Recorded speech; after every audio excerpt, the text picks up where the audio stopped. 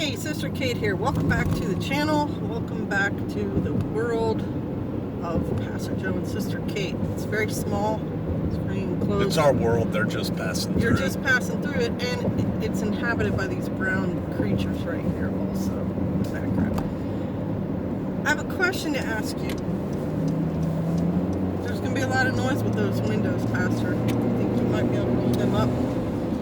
Were you one of those people who stood in line for hours to get a concert ticket? Did you camp out at some store because they were going to have a special on something that you wanted at a particular time? Did you join the Furby craze? Did you have to get them for your children for that year's Christmas gift? If you said yes to this or anything like this, you need to be careful. You need to be aware. Pastor and I, as you know, recently went to Popeyes and we each tried the infamous chicken sandwich. A Popeye chicken sandwich. Which there was a huge furor on the social medias about people standing in line for this sandwich, you know, going around the corner. And there's been other situations, many other situations where people wait in line for something. And I gave you some examples.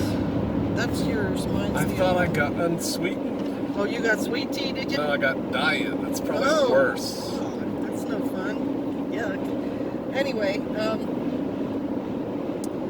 the thing about these sandwiches are, they're pretty good.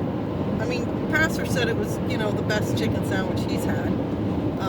I thought it was a decent chicken sandwich. I mean, it had good flavors and so on. I don't know if I'd say it was the best I've ever had because, for one, I'm a pretty daggone cook, and if I put my mind to it. Oh, I was thinking it was the best fried chicken sandwich I've ever had. You've made me much better chicken sandwiches. Right? But I don't know. It might be the only fried chicken sandwich I've ever had. Right. And so there was a furor. There was, you know, there were fistfights, and there were employees and people in the store getting in fights, and there were employees fighting with each other and so on about these sandwiches. And Pastor and I discussed the fact that you can create, oh, look at those turkeys out on the golf course, a whole flock of them. You can create that kind of furor over your product, let's say. Smart move, right? Right? And it's a smart move on a marketing. Oh, there's an accident up here or something. Somebody just ran across the road. Might have to read Alright, this. let's slow down. Oh, no, it's a surveyor. Okay. And one of the ways to do it is to say, for a limited time only, that this is a special Implied edition. scarcity is what you're talking about. Implied scarcity of the whatever it is. And there are certain people, not everybody, but certain people who respond to that kind of thing. Who think, wow, if it's, you know, if it's limited edition or if it's a special version or something, I need to get in on that. And they end up being the people who are waiting in the lines or, you know, ordering 6 months in advance or whatever. And sometimes it works out fine. I had a friend who camped out especially on a Black Friday deal to get himself a cheap computer, inexpensive computer from, I think, Walmart, and he did, you know, for $300 or whatever it was, $200, $100, he got a pretty high-speed computer. And as you know, computers are a very, I won't say necessary, but definitely a byproduct of life nowadays. It makes your life easier and it entertains you and so on. So you need to know that about yourself. And you also need to understand how that could be a problem in a emergency situation. If suddenly everything in the world has gone to pot, there certainly can be situations where people panic, where there is not only implied scarcity, but actual scarcity. And then you get a kind of mindset, mob mentality, which is not a good thing to be wound up in. And I'll give you a for instance. If you're in a big city and someone comes running down the street and saying, hey, I heard, you know, over on 10th and whatever, there's a Walmart that's still got a bunch of food left in it. And he runs through the street spreading this information around, and the word gets out in the neighborhood, and then you all start running towards this Walmart. And when you get there, even if there was a Walmart full of stuff, if it's a mile away, by the time you get there, it's not guaranteed anything's left. And in the meanwhile, you have gotten away from where you're used to being. You're now a mile in a different direction. You were played.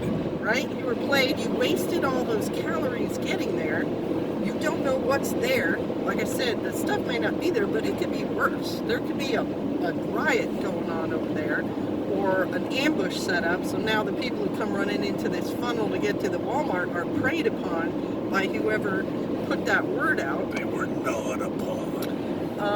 And then you have to get back. And even if you know where you are and you're safe and there's not a problem, you're still expending those calories to get back.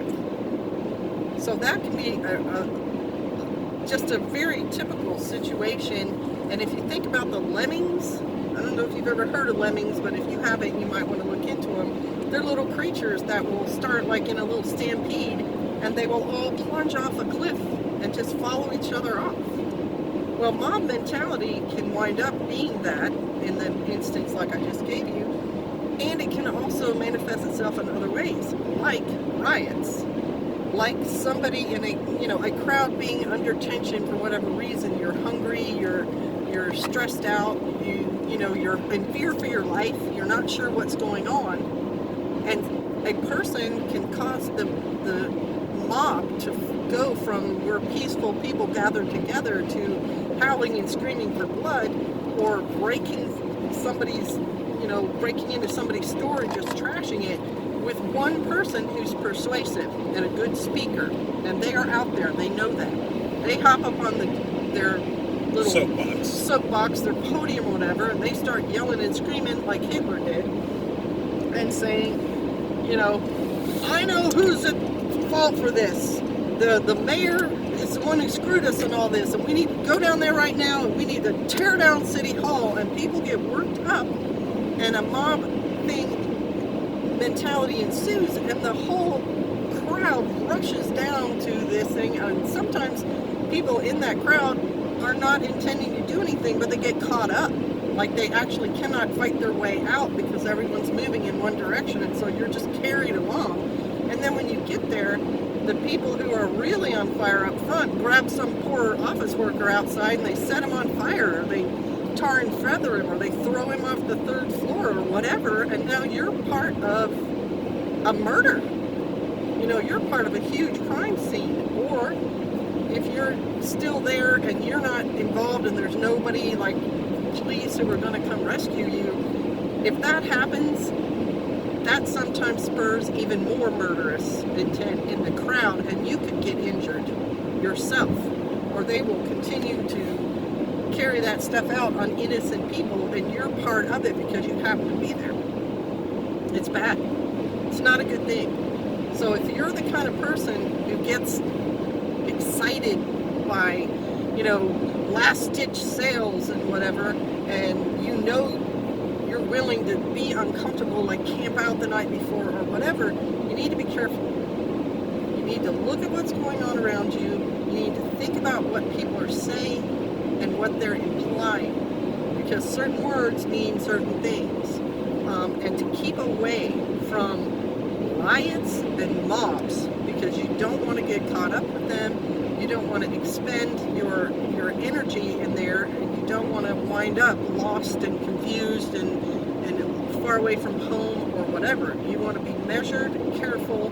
You want to plan things in your life. You want to have contingency set up, and you want to be away from where mobs can form, because they don't do smart things. All right, bless you. Hope this reaches you guys. Hope you're listening. Shalom.